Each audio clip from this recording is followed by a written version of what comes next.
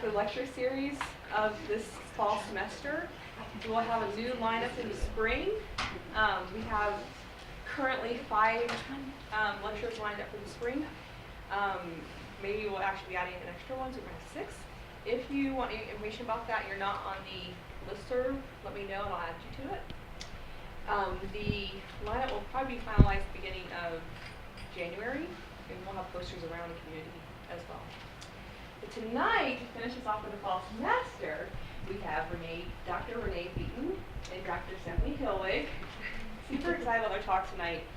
Their talk is entitled Implicit Gender Biases in the STEM Fields. I think this is based on research, right? Mm-hmm. Okay, great. So without further ado, use the word loosely, is that right? No, just kidding, just kidding. So without further ado, I'll pass it over to you guys. So we will be talking about some research that we have conducted over the last couple years, but we will be going through other research before we get to that. But what we were looking into is we're looking at implicit gender biases. So what this means is this is the biases we have, and we may not even know we have them. So a lot of people walk around and they're like, well, I'm not racist, I'm not sexist, and therefore they're not. Or at least they believe they're not. But there's a lot of research coming out that shows that we actually do have subtle biases that we're not even aware of. And so it's trying to uncover these sorts of biases is some of the research that we'll be looking at, and specifically how it affects why we have such few numbers of women in the sciences. So there are some good news. So for all of those who don't know, STEM is science, technology, engineering, and mathematics. So it's sort of like all of those different fields. When we look at database administrators, 37%, about 47% of biologists, and 78% of lab technicians. But yet when we look to other types of sciences, there are only 17% of chemical engineers, only 22% of environmental scientists, and of IT jobs only about 25%. And when women do enter these positions, they are 45% more likely to leave these positions within a year than their male counterparts. So even when we see women getting degrees and getting jobs in these fields, they bail on them within a year, at twice the numbers that men do. So recent studies have shown that women are hired for academic science positions at a higher rate than men. However, what happens is when women are hired into academia, they get promoted more slowly than men. So for instance, males who are promoted to associate generally have about 7 years experience. Thank you. But for women to retain the same level of degree in academia takes 11 years. So women are spending longer amounts of time at the lower levels than men are.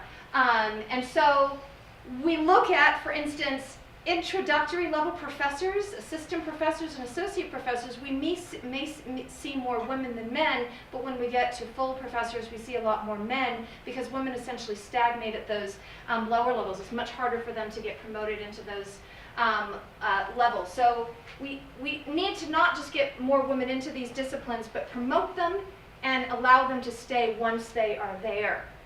So some of the studies that we're looking at, Cynthia has actually been doing a lot of research on this in the last couple of years, so we'll talk a couple of studies from her. But this I felt was one of the more interesting ones because a lot of people don't recognize how much it is related to gender biases.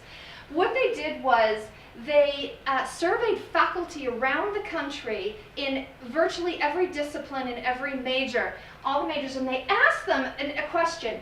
How important is it that students in your major have, and the way the question was worded, a special aptitude that can't be taught? So in other words, inherent intelligence. How important is it that not just that they work hard, but they're brilliant, they're really, really smart? And what we see is the disciplines that were higher were like math, physics, engineering, computer sciences. Even philosophy was there, and music composition. They said students just have to be brilliant in these disciplines. There was a really good relationship between how many women are in these disciplines and how important professors associate intelligence. And the reason this relates is a lot of people have biases that sort of the innate intelligence, the really, really brilliant people, the geniuses of the world are men. The geniuses of the world are guys. And when girls are successful, it's because they work really, really hard. I always call this the Hermione Effect. You know, Hermione's, really brilliant in Harry Potter, right? But it's because she works harder than the rest of them. Whereas the others, they're lazy and they don't have to work as hard. So it's this notion that boys are somehow given this message, even when they're average students, they're BC students, are told, oh, you're just lazy. You could be a totally brilliant student if you wanted to. And so boys are walking around thinking, I could do anything I wanted. I'm brilliant. I just don't get good grades because I don't try.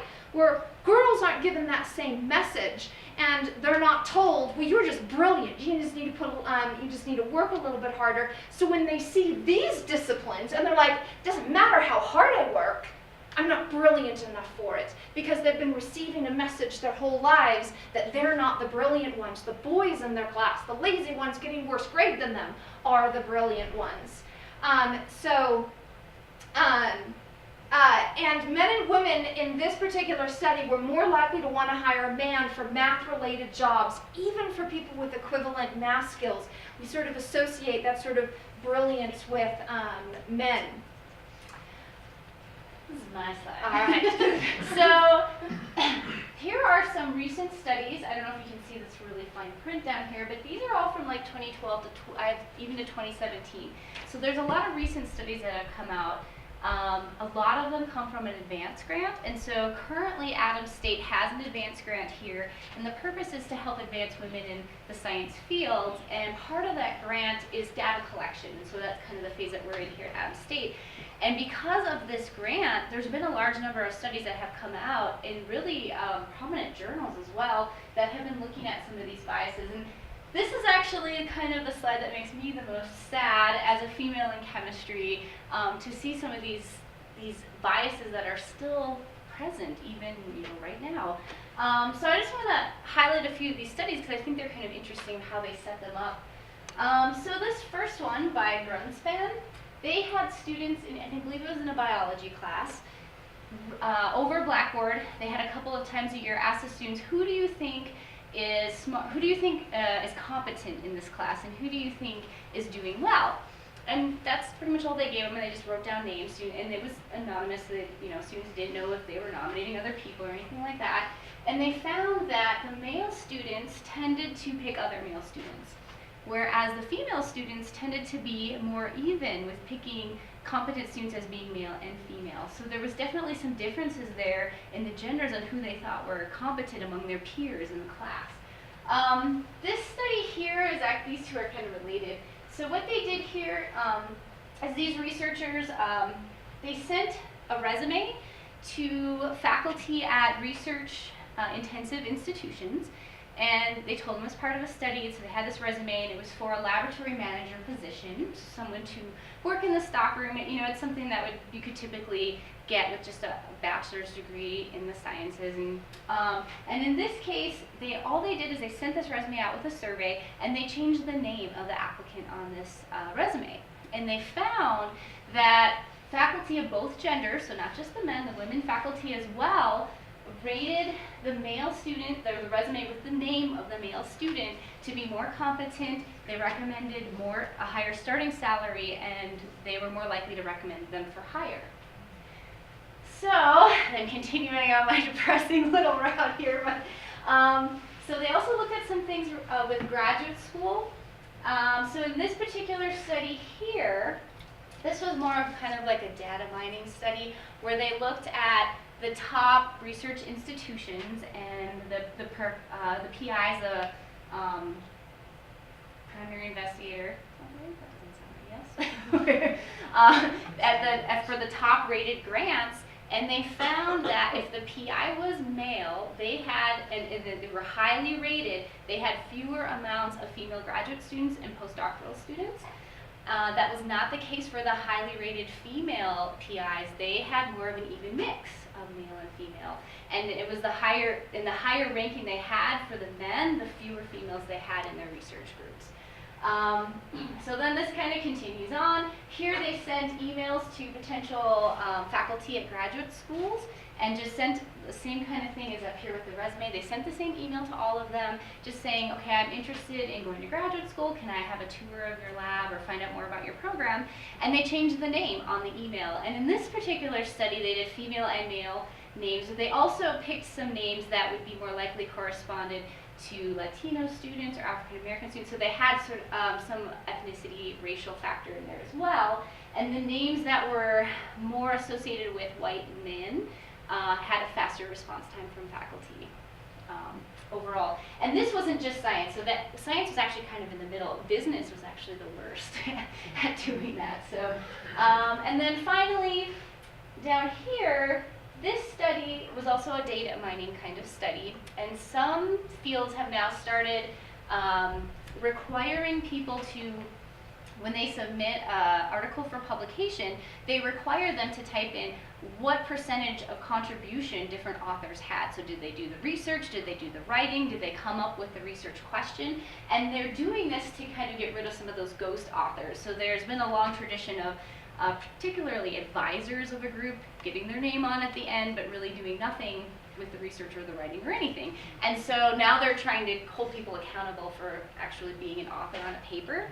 And so in the biomedical sciences, they've been doing this for about 10 to 15 years, so they have some data in that area.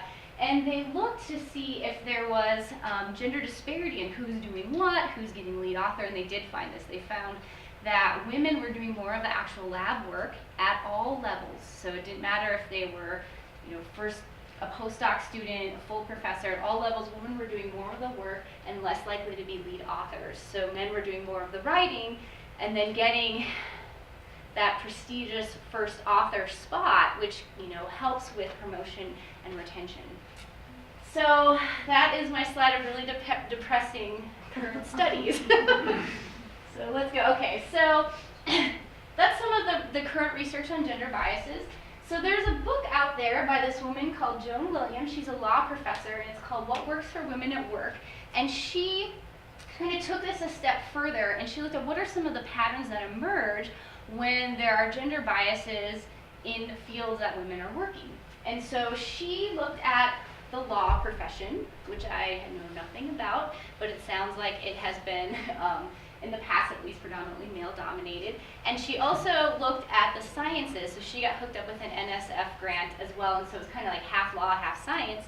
And so she interviewed a whole bunch of women that were lawyers and a whole bunch of women that were scientists, and she found these general kind of trends. She originally came up with 4, but then when she looked more into the sciences, she put a 5th one in there for women of color in particular. And so we'll go through those a little bit. Stephanie's going to start out with the first one. So the first is Prove It Again, also known as the Goldberg paradigm. But what this really comes down to is women were stating when they did this research, and she was surveying the women were sort of reporting, sort of like, I constantly have to prove myself at work. It's sort of like my male colleagues, they come into work and they like sit down in their chair and they answer an email, and people are like, oh, you're brilliant, can we come and have you do this? And women find themselves like doing something and doing something well and saying, see, I am competent, I can do this. And everyone's like, okay, you did that well. But women felt like, well, when the next time came around, they had to prove all over again. Look, I'm competent, I can do something, I can do good work. And so women were in this situation where throughout their entire careers, they were continually having to prove themselves, provide new evidence all the time that they were as competent as their male counterparts. It was sort of like men were given the benefit of the doubt. It was like, okay, well, it's a given, you're competent, but as a woman, you have to prove it on a constant basis. And once you've done it once, doesn't necessarily mean that that status is going to remain with you. Generally, what's interesting is a lot of the research shows that that despite the fact that women have to constantly prove themselves, people often set the bar lower for women's competence. So they don't assume as high a level of competence for women. And so they set that bar quite a bit lower. And when managers are generally faced with evaluating an anonymous male or female candidate or employee, the male is generally rated higher when it's male identified roles, which is of course associated with the sciences, what we're talking about here. And other studies have found that when women make mistakes, those mistakes tend to be recalled greater. So women's mistakes at work, so everybody at work, I mean, you guys are all going to have long careers. You will make mistakes. It will happen. The problem is when women make mistakes, those tend to have a larger and a more lasting impact on their careers than the mistakes that men make in these jobs. And so when they are successful, generally speaking, he's viewed as skilled. Well, of course he's competent, he's skilled, he knows what he's doing, we can trust, we can rely on him. And if she does well on something, oh, she got lucky, it was an easy task, or, you know, anybody could have done this. Her accomplishments are given less credence.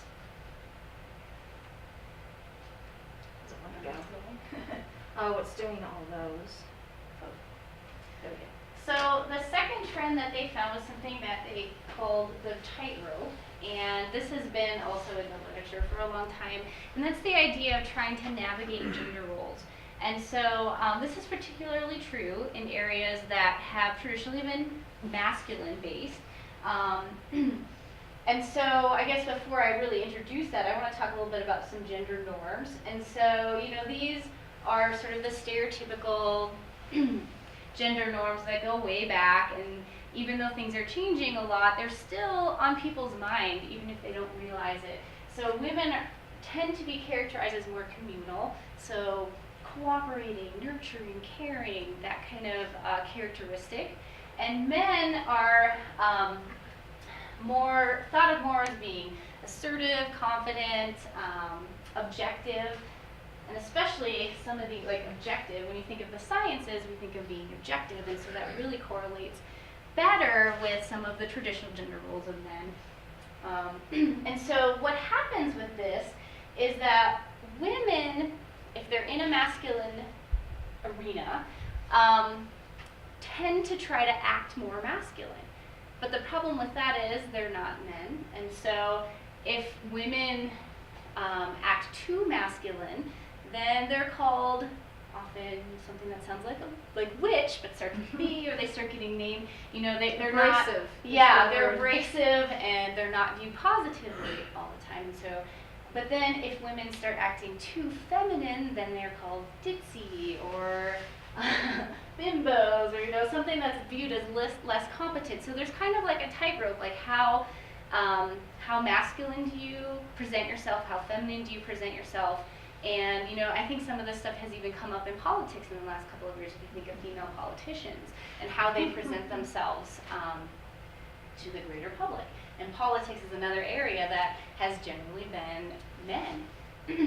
And so the tightrope is this balancing act of thinking about, what do I wear, what do I do? You know, and the sciences have, I think, an extra component of that too, just thinking of, you know, it's lab coats and, you know, how many women wear heels in the lab? I know of one, but, you know, it dresses very masculine as well, and some of it is just safety factors, but, you know, that is sort of a thing that goes into it also. And so because of this idea of these different gender roles and what's associated with particular tests, females are likely to be viewed less positively in leadership roles, especially if it's a role that requires a lot of assertiveness and confidence and dominance. So it kind of goes against what the expected gender role is for a woman. And also there's been several studies that have shown that females tend to do more housework. And so that's more of a community-based thing. So service activities. It could even be something like, you know, cleaning up after people or getting the coffee for the meeting, that kind of stuff. And certainly I know from some of the advanced stuff that I've read, these studies coming out, that women do more service in academia than men in general. so it shows up there a little bit. Next one. The maternal wall is the third one for women who choose to have children. So this one actually is found the most damaging. A little statistic for you that I don't have on here, but you guys probably know about the wage gap, right? You know, the wage gap for single women with no children compared to single men with no children is actually 92 cents on the dollar.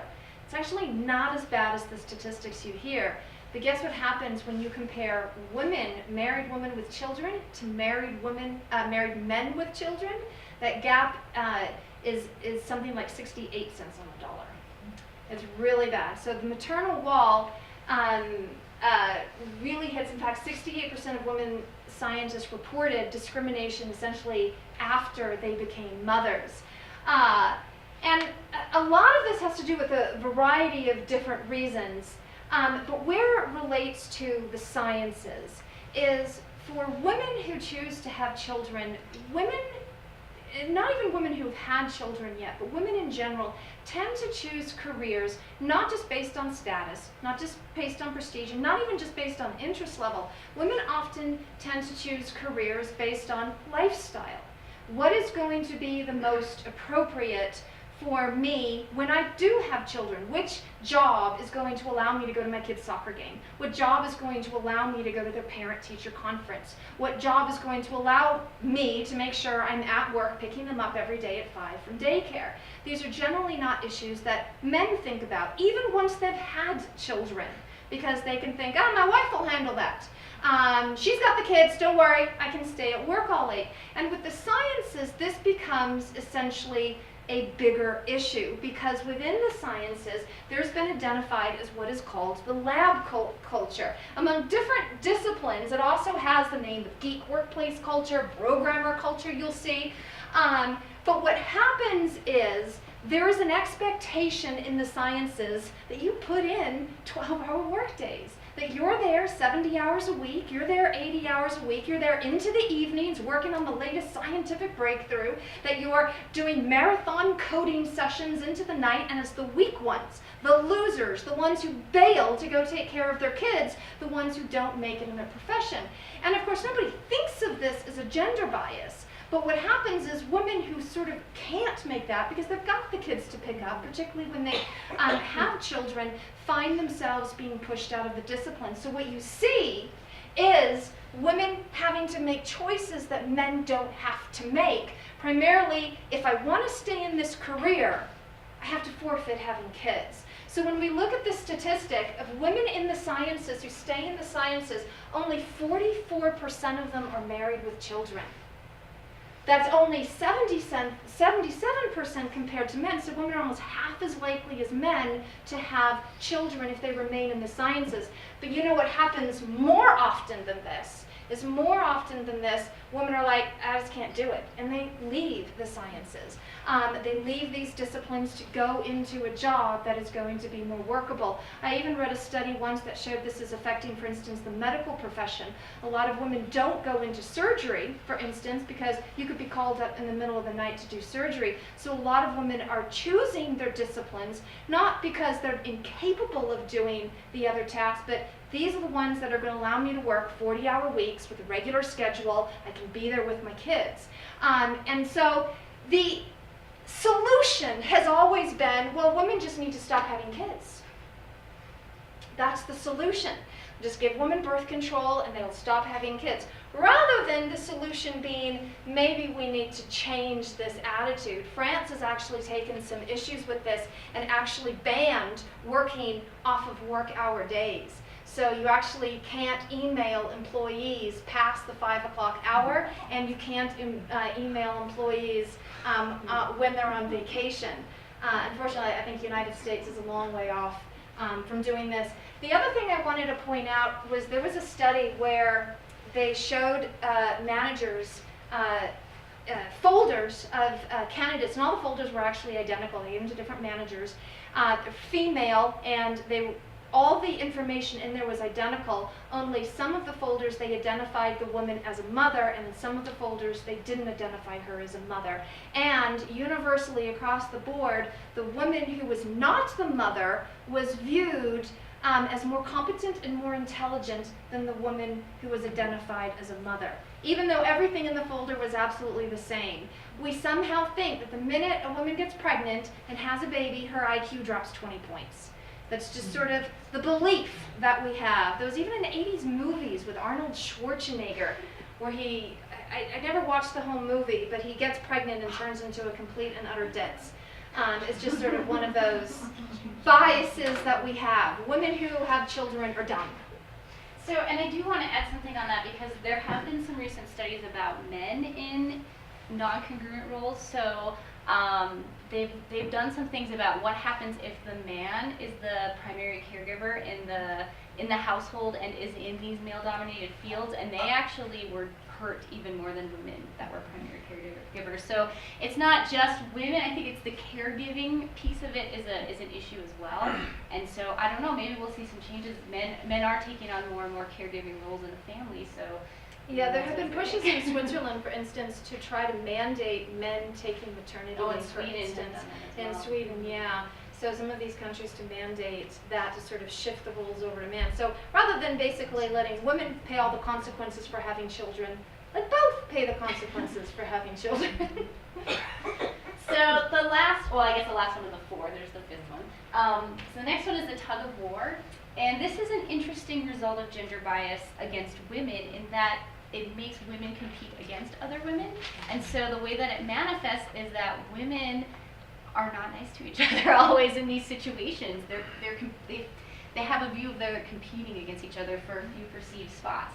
And this is especially true in fields where there's less than 25% women. Seems to be like a really critical number of having this kind of internal competition.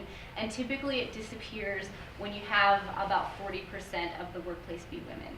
And so it definitely has something to do with kind of the tokenism idea of, there's only a few spots for women here, so I guess we have to compete with each other rather than helping each other out and lifting each other up. And I did also want to mention this generational differences is kind of interesting as well. So women have been making a lot of progress in all of these fields. And so as a result, things are different for young women versus older women that maybe were pioneers in the field of, female chemist or whatever. And so there's definitely some generational differences where younger women have more freedoms to dress the way they want or act more feminine than older women may have had. And so there's also sometimes this generational effect where a younger woman or an older woman may have a different idea of what it means to be feminine in a field or what it means to be female in this field. And that can cause some conflict as well that they found in their study. And so then the last one is isolation.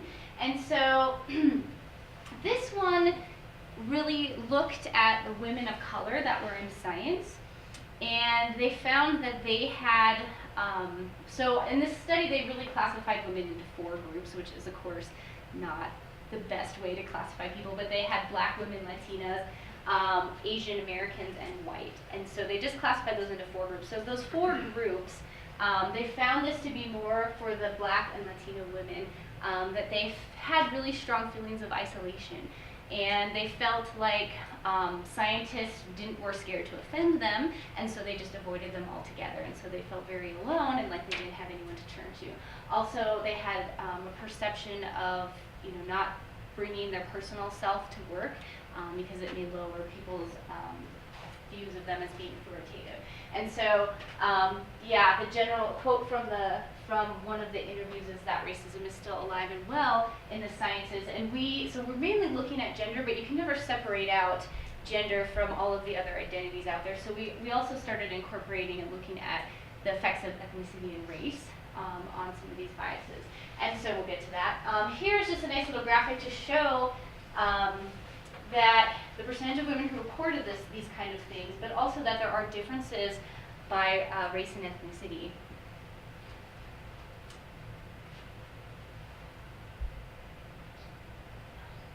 Do you want to look at that longer? That wasn't very long. It wasn't. You can look it up.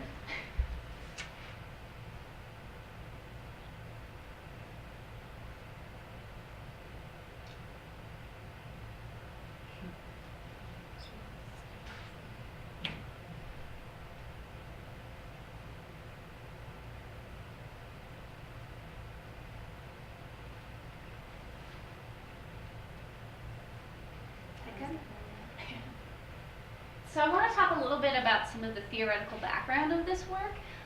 Stephanie already alluded to this in the introduction, but implicit biases is one of the main theories that we were looking at using to do our research, and that really is resulting in all of these biases that we've talked about. So there are there's different things. So there's explicit biases, and that's, 100 years ago in the sciences, you would have found more of that. Oh, women shouldn't be in science, women can't go to college, women can't get PhDs in this. So explicit is something that's just believed by a person and they act on it. That guy in engineering who, was it at Google or someplace, and he just wrote that manifesto that women just weren't as smart?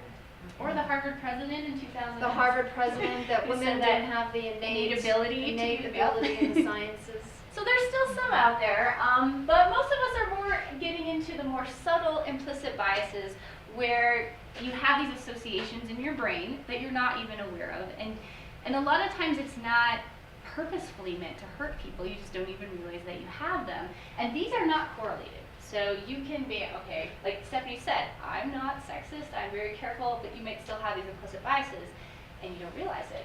And they're really just made by our brain to try to minimize the amount of stimuli that is coming in at us. And so if you grow up seeing things grouped together, your brain associates them together. So we all have associations of things that we've seen more with guys, things that we've seen more with girls.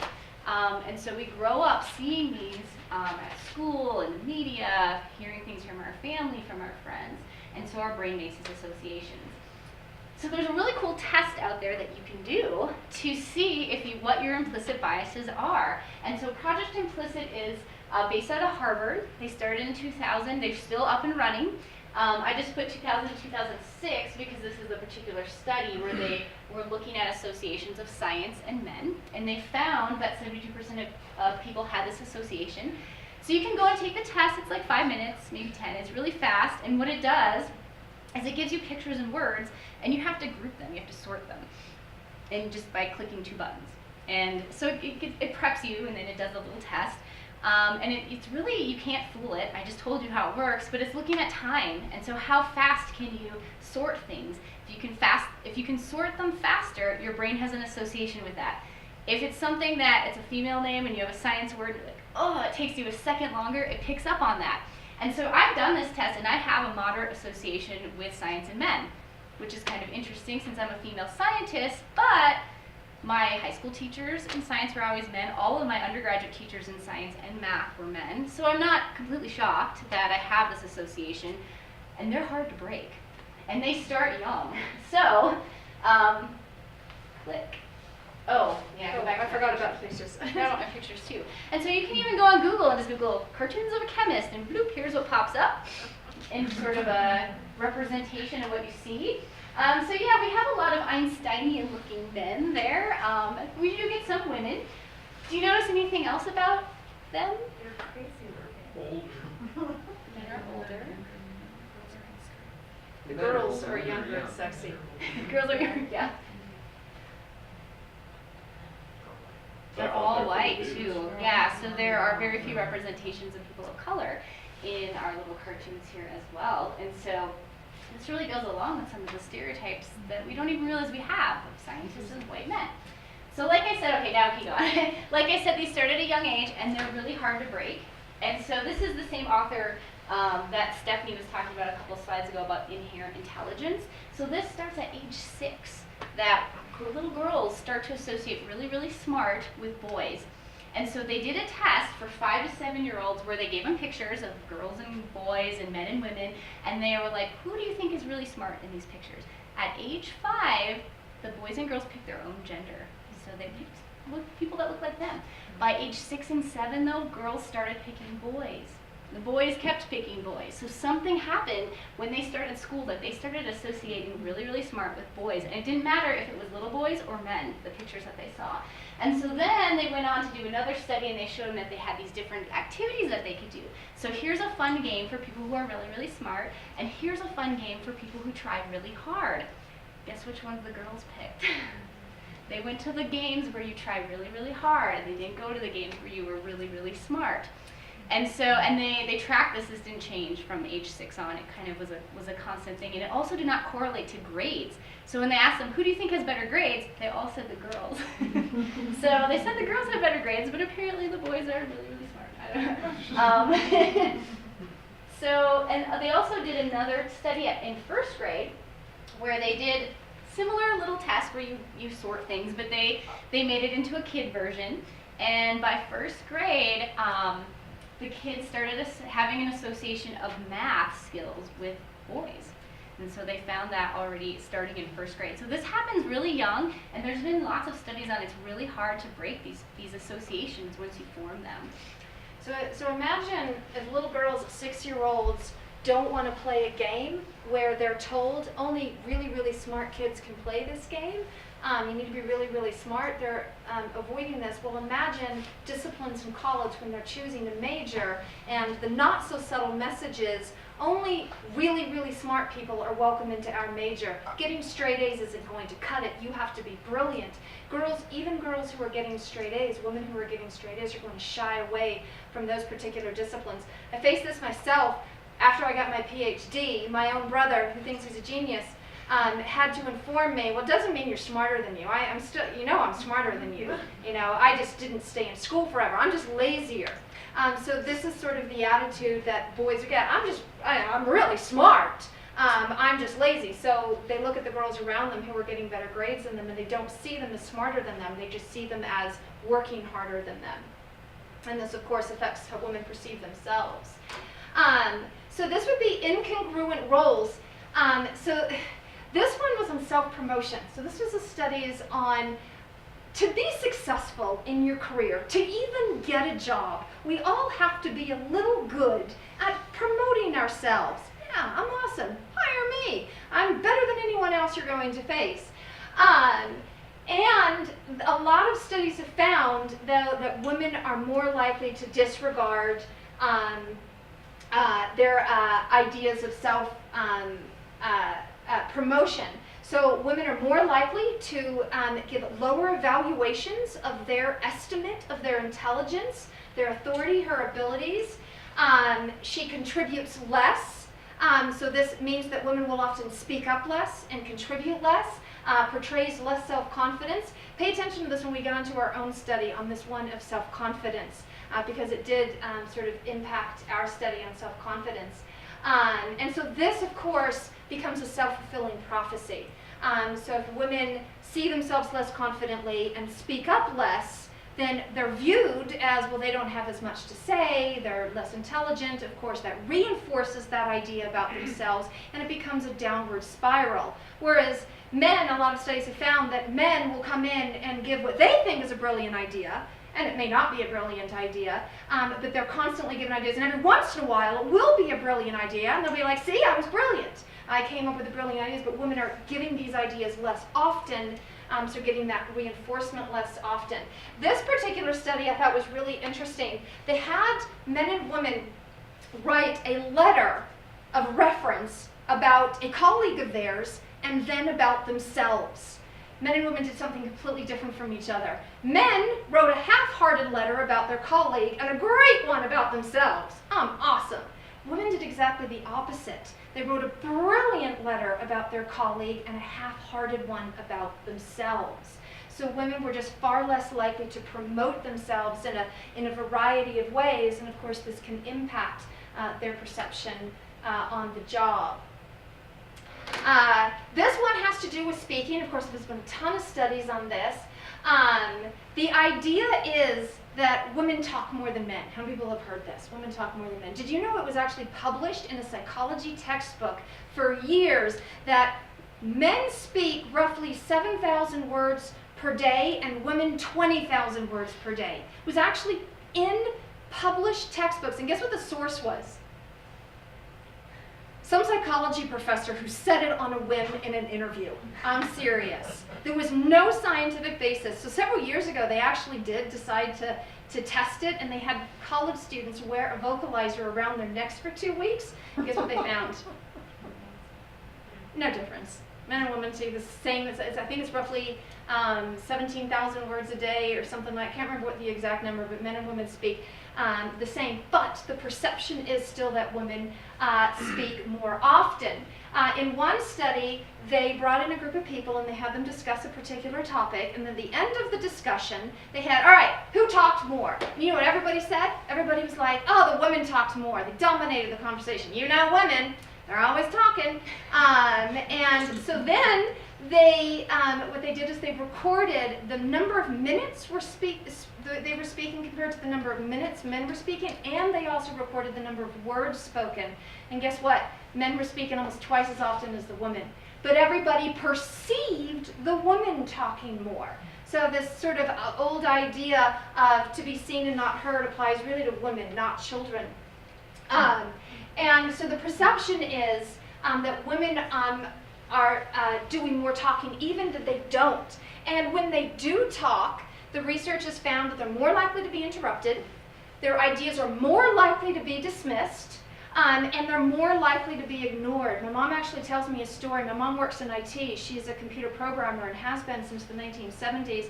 She told me this story of during the middle of the night, they had a bug in the computer program that they were working with, and while she was sleeping at night, she figured out what the bug was. She said they often came to her in her sleep. She goes the next morning into work, and she tells a male colleague of hers, I figured out the bug. Could you please tell the group at our group meeting this morning? And she was telling me this. I'm like, Mom, why didn't you tell the group? Your male colleague got all the credit for it. She goes, in the end, I had to make a decision. If I told the group, they would have dismissed it. If he told the group, they would have fixed it. And right then and there, it was more important to me to fix the problem than to get the credit. And so this was a real life issue that my own mother had to deal with in the work. And what they found is when women are talkative, talkative men were given a higher competency rate than quiet men, but it was opposite for women. So quiet women were given a higher competency rate than men. So essentially in jobs where you need to communicate, you need to talk, you need to present ideas, and the ethos is that women just need to be quiet, and they need to be demure, and they need to be silent, and they need to be these sorts of things. Women can't sort of stand up and take the authority role and get credit in these sorts of issues. So on those happy notes, we decided to look into this further with millennials, so students, in a near-peer kind of interaction. And so we came up with the idea of having a video where we tell students that we have 2 potential teaching assistants for a chemistry lab, and they're applying for this position. Well, actually, we told students that we're piloting this method for hiring them. And so here's 2 potential teaching assistants. They're going to do a quick little experiment, and then we give a survey to students. You know, would you hire them? Who would you hire? What would you pay them? Different things about leadership skills and some questions like that. And so we did 2 studies on this. So the first one was in fall 2014, and we just had 2 videos for this. And so we had 2 science students. They helped us come up with the experiment. They did a little solubility test, so just dripping drops of solutions together, and sometimes you get a solid. So something really basic like you would see in a general chemistry lab. And so what we had them do is we produced 2 videos. So we did the first one with, this is Darren here, he was in the leader role. So he took charge, he pretty much did everything, told Nicole what to do. Nicole was very quiet, submissive, really only asked questions, made a little bit of a mistake, just kind of went along with whatever Darren told her. And so then we switched them exactly. We looked at body language, looked at position, and so in the second video, Nicole was in charge. She had a very take charge body language. We had Darren sort of shrinking a little bit, be more quiet, submissive, only ask questions. So we just flipped everything. And so then students were presented with one of these 2 videos and given a survey. And so we surveyed all over campus. We got 267 students over the fall semester. And so then we did the statistics. And so we did see some interesting results. So here is recommendations for hiring. And so this is when the candidate, so Nicole or Darren, was in the leader role. Did the students want that person to be hired as a teaching assistant? And they liked Darren more than Nicole more often, so they were more likely to recommend hiring him when he was in the leader role versus Nicole when she was in the leader role. But looking at it a little further, we saw some interesting trends. And so I do want to put in, this was just one pair. We did try to minimize differences, but it is actors, right? So they were acting. So there is definitely a possibility of some actor kind of things going on. They just liked her better, him better. But we did, when we dug deeper into the data, we found some interesting trends that I think go beyond just the actors. And so we looked at it more. It was the women that really preferred him over her in the leader role. And it was also only in certain majors. Maybe I'll take that. And so we did all majors across campus, and we really only found this trend where they had a preference for him over her in the sciences and in the social sciences. So humanities, business, they really didn't have a preference. They were pretty flat across. And so this was a pretty small N. It was really only statistically significant in the sciences. But you can see women, especially in the sciences, were the harshest on her. So is there a little bit of tug of war going on there or something? We weren't exactly sure, but it does kind of go along with that idea. So then we dug a little bit deeper and we divided up the data by gender and race and ethnicity. And we found some other interesting trends. So the biggest difference here was the white women were the harshest on Nicole. So the white women in science really were the harshest on her, followed by Latinas. And then one thing I think is interesting, so we had a fairly low N, so like we had about 20 people for African American students, but they ranked them, they pretty much picked the leader, whoever was in the leader role. And that actually follows the literature in that African American students do not have the same association of science with men. And they think it goes back to cultural differences in gender roles. And so, so that kind of followed the literature. Even though we didn't have a huge number of students, they didn't have the same kind of association.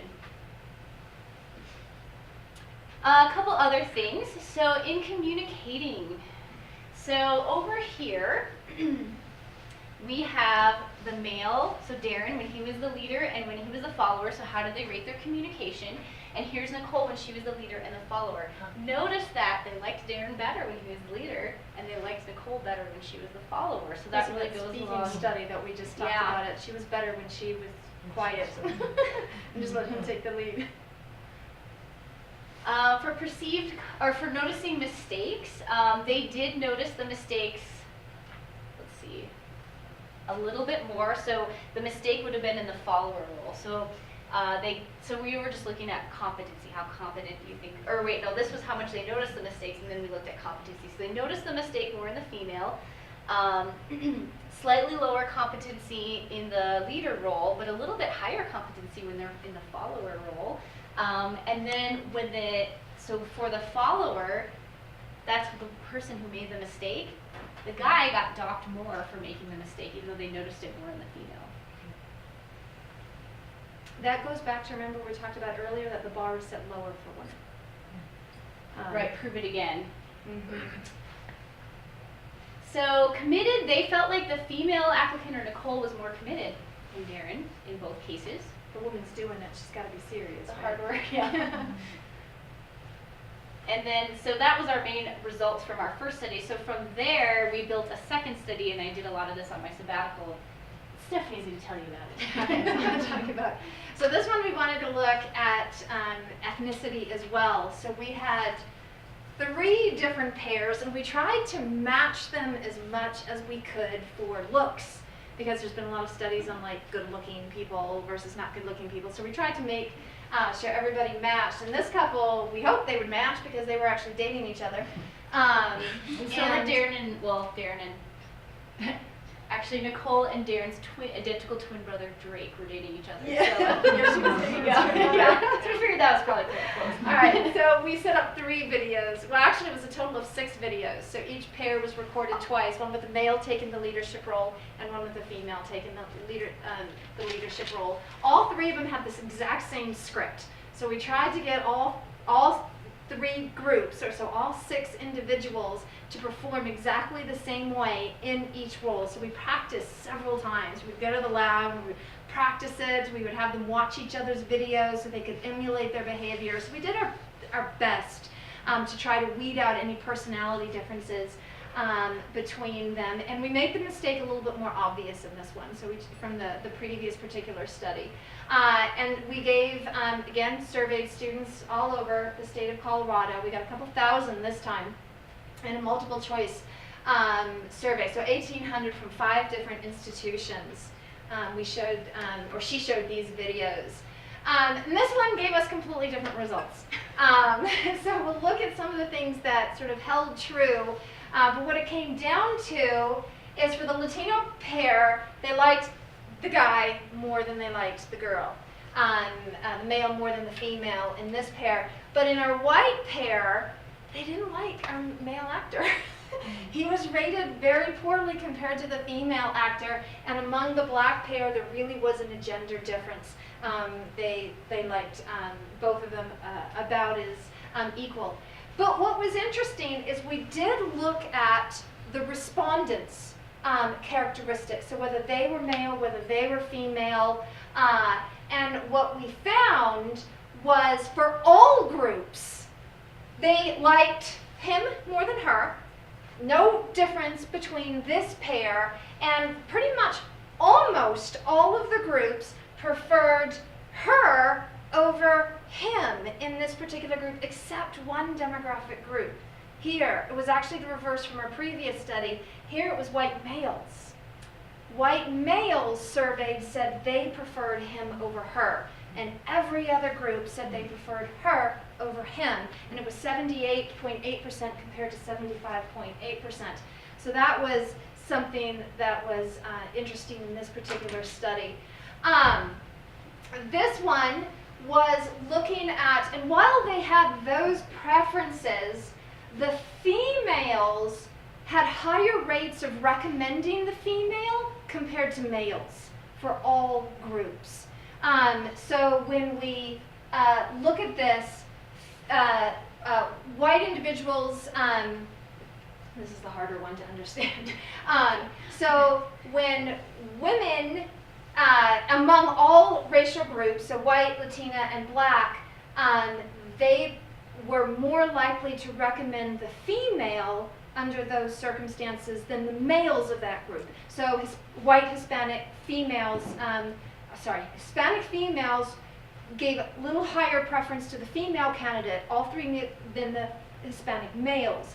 White females gave a higher preference to the female than white males, and this was true for black and white applicants as well. So we did sort of see some gender biases there. And then the reverse as well. So the men gave a little preference the to the men male candidate. had a stronger preference, so they were more likely to recommend the male candidate for hiring than women were. And when we're talking about science disciplines, when there's more men in those disciplines and they have a stronger preference for men, we can sort of see how these little differences, of course, can escalate when we're talking about thousands of jobs around the country. Here, remember we talked about before, she was talking about characteristics associated with men, and confidence was listed under a character associated with men. In all three situations, the males were rated more confident when playing the leadership role than the female was. So they viewed him as more confident across the board, despite the fact that for the white female, they liked her more than him. The males, we found this before, the females were always rated as more committed than the males. And of course that may be in part because, well, if a woman is doing this, she must be committed to this job. And ratings on the communication skills were higher for the applicant most recommended for hire. So they viewed the white female as having higher communication skills because they liked her better, and the Latino male as better communication skills because they liked him better. And for the black pair, again, they found no difference there. This one was interesting. Except for the black pair, the white female and the Latino female, they viewed them as bossier. So they viewed the white female and the Latino female as bossier. And in all cases, they rated the female as more emotional when they played that role. So they thought she was more emotional in the role than they viewed the male. And of course, that just sort of comes with those stereotypes. This one I thought was a little interesting. We asked them, would you hire them as a tutor? And would you hire them as an instructor for the course? Now, when we looked at preferences for a tutor, we see the same thing that we saw, would you hire them? They liked her more than him for the white pair. They liked him more than her for the Latino pair, and there was really no difference for the black pair. However, when it came to lecturer, all of a sudden the gender bias has switched a little. It shrunk here. It's like, well, we like her a lot more for the tutor, but we're not so sure this difference shrunk for a lecturer position. So for the actual instructor, which shows that there's sort of something going on in what we expect as the instructor of the class versus what we expect as a tutor. We expect tutors to be more emotional and personal and these sorts of things, but we want the instructor to be more leadership. And the gender difference grew, of course, with the Latino pair, and there was really still no difference between the black pair here. We think part of the reason, I should probably tell you this, we think part of the reason that we really didn't find any relationship with the black pair is it could just be that they were they were very equally matched. But the students, when we showed them videos of a black pair, a male and a female chemist, the students all kind of figured it out. Oh, they're looking at our gender biases and our racial biases. And so the students, I don't think, were really taking the survey accurately. It's like, oh, what are the odds that we're going to have two black candidates, right? A male and a female. And I had some students email me that they caught on. That they knew what the study was about and that they weren't giving honest answers. And so it was interesting when I was doing it, because like I would show the other two pairs and like students weren't really paying them, whatever. But then when I would show the video with the black pair, like it was a different dynamic in the classroom. There was more giggling and talking and like I don't know, it was a different dynamic. So I don't know if it cued them in or so. Yeah, that data I think is. It was hard to present that pair and have people not sort of like, oh, this has got to be a test of our racial biases and our gender biases. And so it might have affected their results that way, or probably most likely did.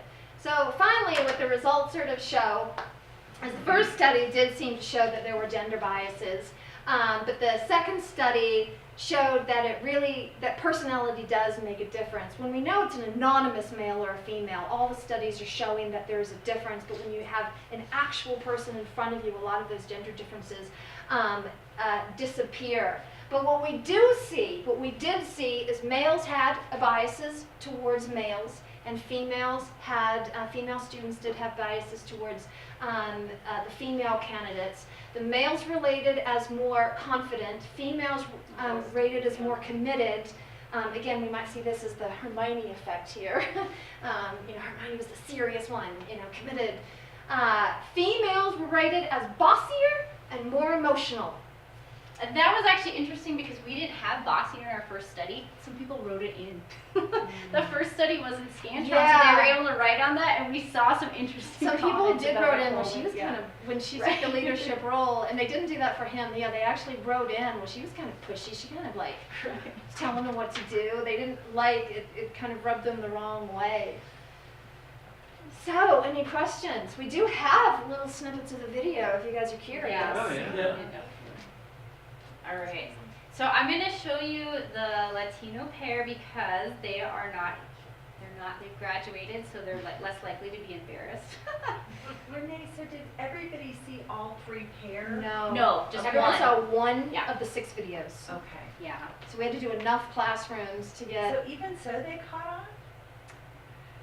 At School of Mines, that's where I got the email about the African American pair, and that was the last set of videos as well. We were doing them in the lab, so they might have started talking to each other as So well. I don't think at Adams State they figured it out because we have more minority students, so they're more expected. But some of these schools are pretty whitewashed. Oh yeah, and Yeah.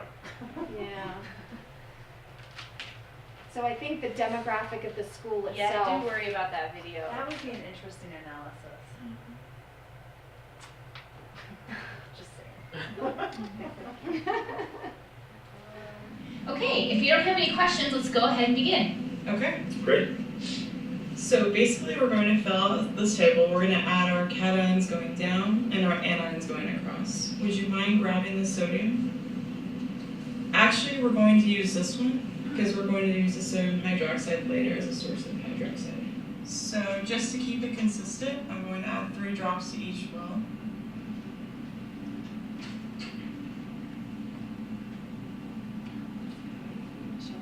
Yes. Would you mind grabbing the cover?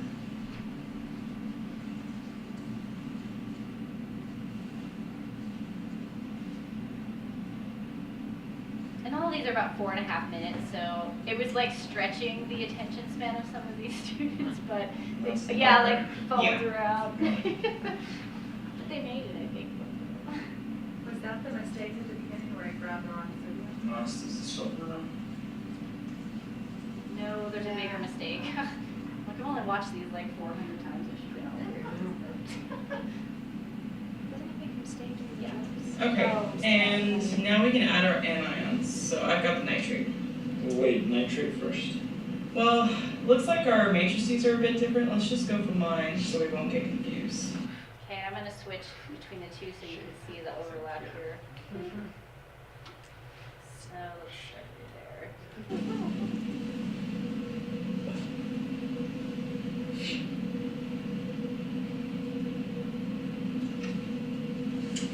So now we can start adding our anions. I've got the nitrate. Oh wait, nitrate first. Yeah, so it looks like our matrices are a little bit different, so why don't we go ahead and use mine so we don't get confused. Okay.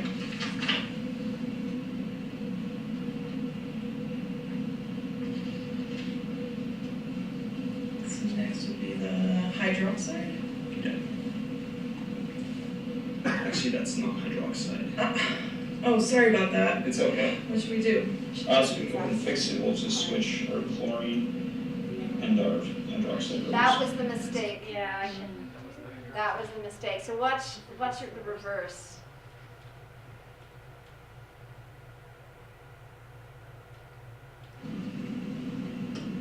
Next is the hydroxide. Actually, that's not hydroxide. Oh, sorry. It's okay. What should we do? So we'll just fix it. We'll just switch the chlorine and the hydroxide roads. Okay. So that was the mistake. Sorry about that. It's okay. So now I can add the hydroxide. All right, and then I just asked him to write a chemical equation, which is less exciting. She helps him out, or he helps her out a little bit, yeah. Unless you want me to continue And going. were they actors or were they The chemists? last one They're chemistry is- majors. It's the chromate right here. Yeah, we had science majors. A few we didn't have. We had to pick other science majors from just chemistry, but these two are chemistry majors. I think that's We're good. out of time. Questions?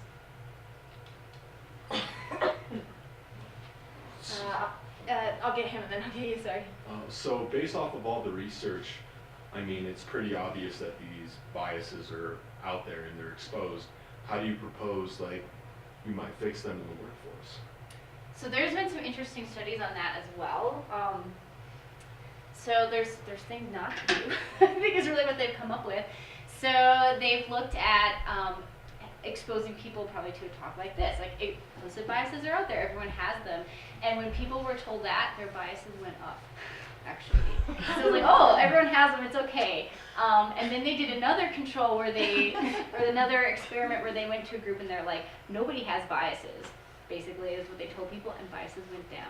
So maybe a little self-regulation, like, oh crap, So we I'm might the be making only you guys one. more biased. Yeah, I know. right So now. I know. So it's like almost like a mentality thing, you know? Yeah, like they're like, oh, no one else has biases, I better be careful. They've also done some studies on some of the diversity training, like billions of dollars are spent, and often they're not effective, we found, at reversing some of these implicit biases. And so it depends on the level of training. So like a superficial, like here's what you shouldn't do and blah blah blah blah doesn't seem to work. It has to be more of an intensive, like really impactful to that particular person to make a change. And even with that, the implicit bias, I mean, I have a moderate association with science and men. So Do you think any like law regulations, like kind of just like a mandation of like, you know, you need Those to are have so required. many female to male in the workforce ratio, like? So Well, Europe has attempted it, not in the sciences specifically, but they've decided to target it from a political perspective. And so generally, and from sociology, we often say that you're never going to change people's attitudes. All you can do is really change the structural circumstances that these things occur. And so what Europe has done to sort of try to head off some of these gender biases is, for instance, in their legislature, and I can't remember which country it is, but in one of the countries in Europe, Northern European countries, they actually require that their legislator be 50% female and 50% male. So there's actually a quota that it has to be equal representation of women in representation. They've also moved to essentially they grant a couple 1 year maternity leave, and what they do is if the man doesn't take at least 3 months of it, she loses 3 months. So it's the male has to take it or it's lost to the couple to try, because a lot of men, when they were offering maternity leave, a lot of men weren't taking it because, well, I don't want to risk my career. And so they started incentivizing men to take it, and they've actually seen a lot of these gender differences disappear. But the good news is some recent research has come out and shown that gender differences will probably reach gender parity according to current rates of progress in roughly 500 years. so we're getting there. So we're getting there. Your great granddaughters will have a better situation than you guys do. You know, the funny thing is I watch this right now with my kids. I've got 2 kids, a little boy and a little girl, who are very similar in age, and they're hitting adolescence. So my daughter's 9, my son just turned 11. They're in 4th and 5th grade right now. And both my kids have always scored top of the charts. And my daughter, so my son scores at the top of the charts, 95th percentile. My daughter scored at the top of the charts, 95th percentile in math. But when she gets a math problem and she can't get it right away, she gets more dejected than my son does because they get different messages at school. And so like if she finds one math problem hard, I'm just not good at this. And I have to give her more sort of encouragement, whereas my son, he doesn't get the same messages at school, and so if he has to struggle on a math problem, he's like, yeah, figured it out. It was a really hard problem, but I figured it out. My daughter was like, I had to figure it out. I must not be smart. So they approach challenges in very, very different ways. So even they're beginning to sort of, absorb some of those messages, and so I'm constantly racking my brain with just 2 little kids. You know, we're talking about how to solve this across the nation, right? I'm trying to figure out how to solve this with just 2 little kids in my own home, where I've got a lot of control, and What do you guys think of the men's rights movement? Like, is Meninists? like Ask coming Nancy out of about that. Silicon Valley, that Oh, pushing back that against feminism. engineering Yeah. statement that was made. Yeah, he was fired from that job. Does anybody remember what company he was working for? You guys all heard about that, right? So, I don't think I have God, actually. you haven't heard about this?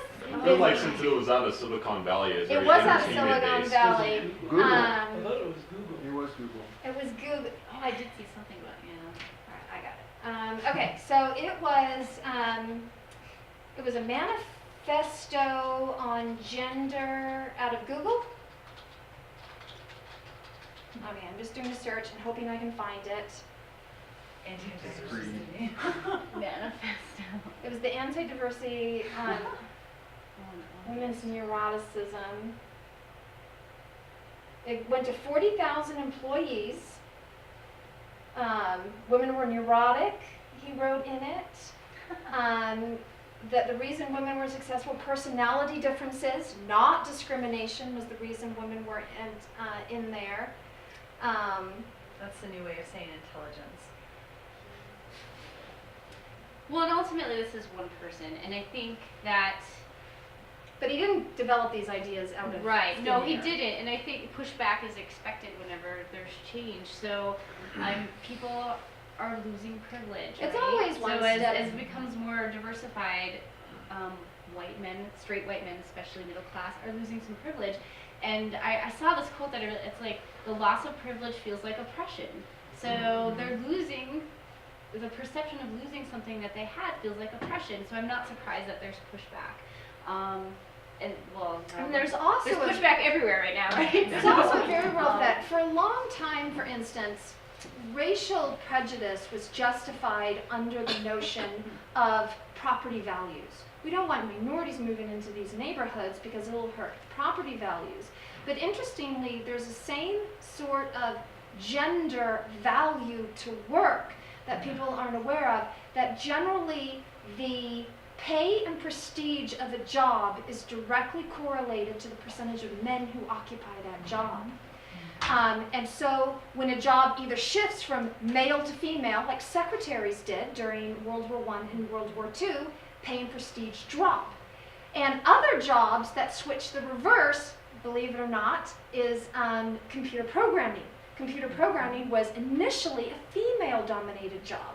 People saw it as secretarial work. Well, this is the modern-day version of typing. And so there were a lot of, in the 60s and the 70s, there were a lot of female programmers. It was men who did the engineering and the designing, but the women who did the programming.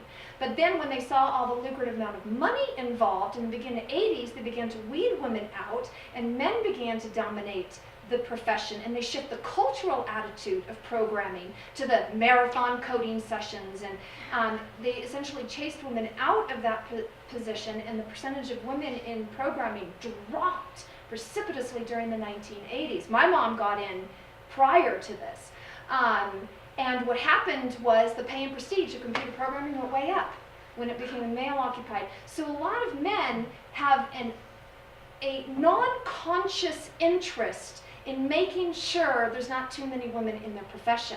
Because once it's viewed as a woman's job, the pay and prestige will be dropped, and they don't want their job to be viewed as a woman's job, because that means it's less brilliance, it's less intelligence, it's less valued than a job dominated by mostly men. So they've got an unconscious interest in to make sure that there's mostly men working in that job, because then they have more prestige and they have higher pay as a result of it. You had a question. Yeah. So I think you said at the very beginning that women would leave the STEM field if they got hired a year after. Did you get any feedback of why they were leaving? Yeah, so I didn't include all of it. Subject right now because of what's going on. Correct. So there were a lot of reasons. Actually, we eliminated that slide. I did have a slide. I Yeah. tried to put some of it We're already too long. into the yeah. But yeah, they did survey the women who have left the STEM fields. One of them was the programmer culture. So they said that when they went to work, it was just sort of this expectation that they would just like sit at their desk and program all night long, right? And they're like, well, screw that, or that they had to be in the lab all hours. Like, it was just sort of this expectation that your life was your work. And a lot of these women are like, I like my job, but I don't want to live my job. So a lot of women left for those reasons. Some women left for the maternal wall reasons. It's like once they had babies, they felt like there was a hostile attitude towards them having children, like people didn't view them as intelligent, capable, or competent anymore, and they were getting worse evaluations at work, and people weren't giving them respect anymore. So it's like, well, screw this, I'm off to something else. So that chased some women out.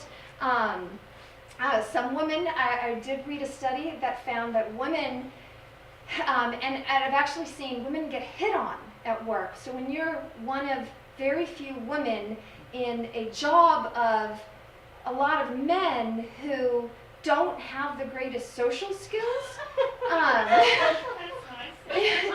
they tend to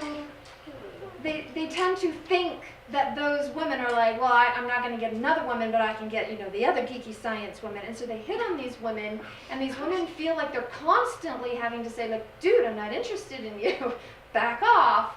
And women sort of feel this constant pressure, so that chases some women out. In academia, women get chased out because the requirements for sort of publication and getting research grants are more difficult for women, so that chases a lot of women out of those professions. So there's quite a few reasons. I feel like in some way it might cause more problems for women if they do leave the field, because wouldn't that give men in positions of hiring to be more apt to hire men even more so because they think that women are more likely to leave the STEM Well, I'm field? sure there's a lot of men, when they see the women leaving, like, see, we gave them a chance. They're leaving on their own accord, without recognizing that, yes, they're choosing to leave, but they're choosing to leave because of the circumstances that they're facing at work. But of course, if you're unwilling to acknowledge those circumstances, you're not going to view it that way. You're going to view it as, well, we did our best, we hired her, and she left on her, you know what I mean? Do you know how many of the women actually leave that particular job and go into another job related to the field? Or do they go into completely different fields entirely? It's some of both. I'm trying to remember the numbers. It is. I'm trying to remember those numbers as well. Some women leave STEM fields altogether. One area, and some we men did do see it in too, the very but it's just a beginning, much higher is percentage. actually a lot of these women just become lab technicians. So a lot of them leave them for lab technician positions. And a lot of the research which is I why did, we get way higher numbers. a lot of the research that I did this last semester, I looked at academic positions at Research One institutions, which is very different expectations, very different feel, very different culture than like an institution like Adams State that's a teaching school. And so for the Research One, that's more, and I talked to women when I did my sabbatical. When women found out what I was doing, I just heard things, I went, oh my gosh, I wouldn't want to ever teach here. So I'm like, hello Adams State, I'm coming back, right? But it seemed that the pressure to get tenure and the overlap with the biological clock is the biggest factor for the Research One. And so then women will choose to be research, to go into industry, it's different, to go to teaching schools, to, or there's actually a new line at research institutions that's a teaching professor. So they have these other tracks that are instructors, and actually almost all of the Gen Chem classes I went to were taught by women. And they were not considered professors, though they were considered instructors or teaching track professors. And it was mostly women, and it was lower pay, lower prestige, and then the research professors were mostly men. And so that I heard that a lot at all of the other institutions, actually. So one of the issues that hits women and why they often leave these positions, particularly in academia, where you get tenure, is the average age for men and women receiving their PhDs is 31. So do a little bit of math here. So the average age is 31 when women start their careers. It takes, on average, about 7 years to get tenure. So from 31, 7 years to get tenure, and if you have a baby during that time period, and you're not granted stopping of the tenure clock or these sorts of things at institutions, what happens is women are essentially faced with two choices. They can go ahead and have a child during that window because they're fertile during that time. It's sort of like, well, if I wait until after I'm tenured, I'm 38 years old, and then it's a gamble, let's face it, right? And I think the statistics are, by the time you hit 38, it's roughly only about a quarter of women still can have babies at that particular point in time. So women really have a choice of, I can have a child during this window, and that essentially, particularly for research institutions, puts them off the ability to get tenured because it's harder to get the research done, work late nights, that sort of thing. Do you remember, so anecdotally, what we were told when we presented at that sociology conference about maternity leave by a graduate student? We talked about maternity leave and these sorts of issues. We were fighting our own battle here at Adams State about granting professors maternity leave because both of us were in a situation where we decided to have children pre-tenure. Mid-semester even, right? And Oh, yeah, I tried to aim for the summer. My body wasn't working, it didn't work out that way. He was born right at the beginning of the school year instead, and and we fought that battle. But this grad student told us that her advisor suggested, get pregnant in grad school. No. It's way easier to be pregnant in grad school than it is on the tenure track. And that blew my mind, because there's no way in hell I would have gotten pregnant in I grad had no school. baby daddy in grad school, so How would you even be successful at that? Yeah. It is, yeah, when I was touring for grad schools, I had a professor at Texas A&M tell me, if you want to succeed, just don't get married or have kids. yeah, which is why you Yeah. see those numbers. Yeah. 44% of women Yeah. in academia and the sciences don't have kids, but 77% of men. So it's drastically, or do have kids, only 44% of women, but 77% of men. So a lot of women are like, well, I guess I'm just never going to have any. Is that split more prominent in the sciences than other fields, or do you have information about other fields? I would say so. You know, the funny thing is when we were going through our battle here on campus, because both of us, we had our babies and we had to come right back to work. Like literally a week after I had a cesarean section, I was teaching in class with a baby in a sling. It was absolutely a ridiculous situation.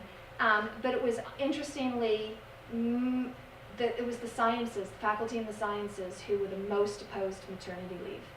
They were the ones who were like, you just work through it, you know, you got a job to do, and screw that taking time off, not allowed to be a woman here. Did that inspire any call to legislation to protect? Well, there women is a in that law, way? FMLA, and Adams State was in violation of that federal law. You know, if you don't get sued on it, who's to know? So there is a federal law. All women are guaranteed 12 weeks off. But not the pay. Pay is not guaranteed. Yeah, that's not guaranteed, but they are guaranteed 12 weeks off without any risk to their careers. But here, If they've been working there a year. And if it's a big enough place, so small businesses are Yeah. exempt as well. yeah. So. So really, there's no true coverage in that at all. No, we're one of the worst countries in the world regarding that. The countries have the greatest gender parity have maternity leave for both men and women.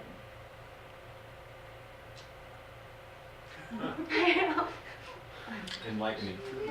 Exciting. I know, I feel like this whole talk is really just sort of depressing. I'm sorry about that. 500 years, guys, 500 years.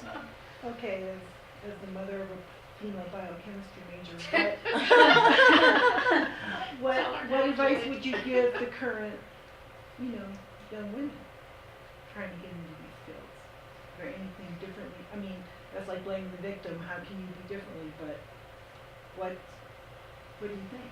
Where's it going? You know, my experiences have been very good in the sciences. So, personally, at least I'm not aware of biases against me as a woman in science. And so, I think it depends on, so as an undergraduate, I picked a research group that had all undergraduate women.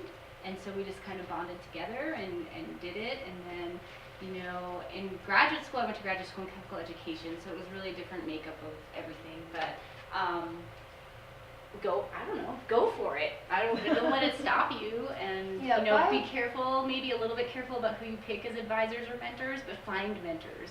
I would say that would be a recommendation. And Find someone that you- biochemistry is one of the sciences that is reaching more gender parity than some of the Yeah, chemistry is about others. 50-50 at the undergrad level anyway. So she's in a particular science discipline because the gender parity is creeping into some disciplines more than others. And biology is one of the ones where it's almost at gender parity. Well, in it depends, biology. biology or biochemistry. But yeah. And I almost because we're giving this as a lunchtime talk next week where we have students, and I don't know, it's hard for me to do this talk with science students, especially females, because I don't want to discourage them from going into these fields because of all of this junk, And to be honest, I mean, I think most of the disparities are going to hit, for instance, your daughter not while she's a college student, but a lot of the stuff they're going to hit once they graduate and once they go into the work occupation. And that's when some of this stuff is going to hit then, particularly when, you know, if or when she decides to get married and have children is when she's going to start sort of seeing. But I think if she's prepared for it and she knows what she's going to do, And has a lot of support. From all has a lot of around support. and, Do you think that like maybe promoting that confidence, you know, that they kind of promote in men, you know, inherently anyway, but do you think promoting that confidence within women and kind of just like encouraging them to that no matter what, kind of stick in your field and fight it and yeah. So I you know think what I mean, the two, continue to battle. so I think the two things that can be and should be attacked specifically now is one, certain disciplines have to stop thinking you have to be inherently brilliant to be successful in their field. That has to go away. Yeah. Because we're now learning all sorts of stuff about brain plasticity and, you know, all this sort of stuff. Just this idea of fixed intelligence, inherent, you know, the Einstein effect. We just have to give that up as a country, even though we adhere to it. You see countries like actually China and Japan are seeing greater strides with women in these disciplines, in part because they think your success in any discipline is related directly to how hard you work, not how brilliant you are. So we have to let go of this idea of brilliance. And the other thing is we have to stop touting this idea. I knew a guy who's like, well, when you look at the statistics, while average intelligence may be the same among men and women, men are far more likely to be geniuses than women are.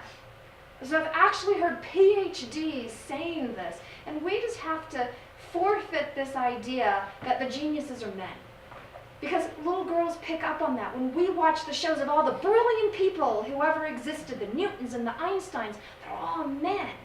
And so boys are getting this message, yeah, I'm just brilliant, but girls are not getting that message, that they're brilliant. They're getting the message that they're working really hard, and if they work really hard, they can be successful, but not the message that they're just brilliant. And that's more so what I mean, like and promoting that counterculture. there's been a lot of strides, like looking at textbooks and just doing analysis of what everyone is seeing. But this study was like super recent. Because it's like, I mean, It was like a 2017, wasn't it, with the little girls and the brilliant? That was this so year. whatever we're doing is not, yeah, that was Well, in 2017. One of the things I notice, even among some of my own colleagues, and I try to call them out on it, is when I hear a lot of my male colleagues talk about their 2017. students. They'll talk about like their male average students, their BC students, and they'll say, you always hear this thing, you know what, he's the perfect example of someone who's just really, really brilliant, he's just lazy. If he just like put a little bit of effort in, he would be like top of the class. He would be smarter than everybody. I hear them saying that, and it's every time they say that about a student, it's a male student.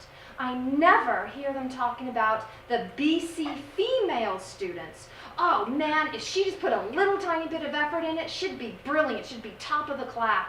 They say this about the male students, not the female students, and this gets communicated in very subtle ways to the students themselves. So you get, and I was actually talking to a female student just the other day, and she goes, you know what, it's true, like all the guys in my class who are like average all think they're brilliant. And she's like, they all just like, oh, I just get bad grades because I'm lazy.